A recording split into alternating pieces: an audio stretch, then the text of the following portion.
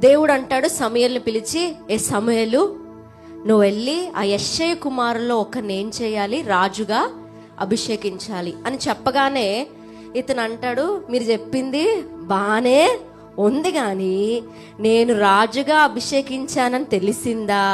Already రాజుగా ఉన్న ఈ సౌలు నన్ను ఏమీ లేకుండా చేసేస్తాడు అని చెప్తే దేవుడు ఒక ఐడియా ఇస్తున్నాడు. మన దేవుడు ఎంత మంచివాడో. ఒక ఐడియా ఇస్తున్నాడు.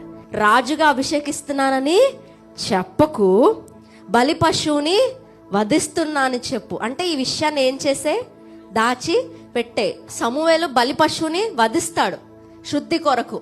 సో ఈ విషయాన్ని ఏం చే, దాచి పెట్టేసే. అంటే నా దేవుడు నా గురించి ఎంతకైనా ఆయన దిగుతాడు, ఎవరి నోర్లైనా ఆయన మూయిస్తాడు. ప్రవక్తకి షాక్ అయిపోయింది.